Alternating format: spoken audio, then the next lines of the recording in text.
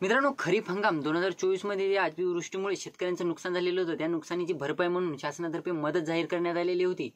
त्या मदतीच्यासाठी जे शेतकऱ्यांना ई-केवायसी करायला सांगितलेलं होतं, परंतु मित्रांनो ई-केवायसी काही शेतकऱ्यांनी केली.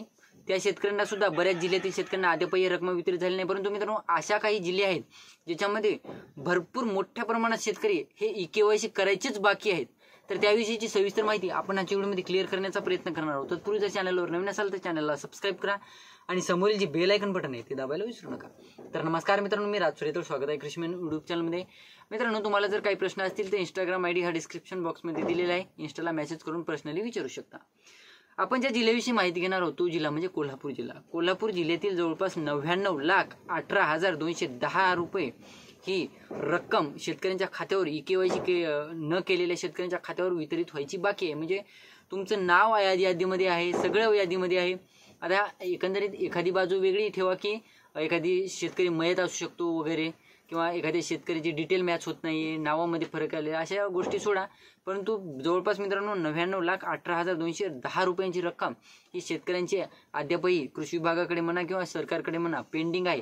तर मग शेतकरी अशी हलगर्जीपणा करत आहेत, सरकारला आपल्या रकमा सरकारच्याच हवाली ठेवत आहेत आणि सरकारला फायदा करून देत आहेत. तर तुम्ही देखील ई-केवायसी केलेली नसेल, यादीमध्ये नाव येऊन सुद्धा तुम्ही ई-केवायसी केली नसेल तर लवकरात लवकर ई-केवायसी करा, जेणेकरून तुम्हाला सुद्धा हे जे अतिवृष्टीची नुकसान भरपाई आहे ती मिळून जाईल. तर मित्रांनो, जवळपास 1,992 शेतकऱ्यांनी ई-केवायसी केलेली नाही. म्हणजे कोल्हापूर जिल्ह्यातील जवळपास 1,992 शेतकरी हे ई-केवायसी पासून अद्यापही वंचित आहेत.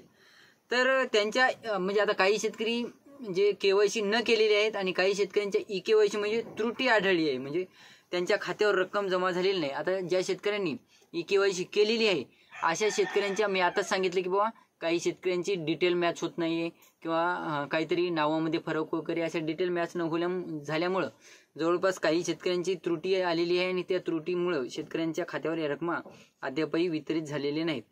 पण ज्या शेतकऱ्यांनी अद्यापही केवायसी केलेली नाही, ई-केवायसी न केलेल्या शेतकऱ्यांना केवायसी केल्यानंतरच ह्या रकमा वितरित होतील. तर मित्रांनो, ई-केवायसी जर आता काही जे शेतकऱ्यांनी कोल्हापूर जिल्ह्यातील शेतकऱ्यांनी ई-केवायसी करून सुद्धा त्यांच्या खात्यावर रकमा वितरित न होण्याचं कारण समोर आलेलं आहे, ज्याच्यामध्ये ई-केवायसी बँक खात्याला काही शेतकऱ्यांचा आधार लिंक नाही असं समोर आलेलं आहे, निदर्शनास आलेलं आहे.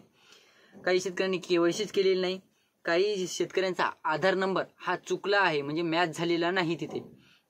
त्यानंतर काही शेतकऱ्यांचे जे आधार नंबर किंवा काही डिटेल वगैरे मॅच न झाल्यामुळे त्रुटी आढळल्यामुळे ज्या शेतकऱ्यांनी त्यांचे डॉक्युमेंट द्यायला सांगितलेले होते, त्रुटी भरून काढायला सांगितलेली होती, ते डॉक्युमेंट त्यांनी दिलेले नाही, अपडेट केलेले नाही, दुरुस्त केलेले नाही.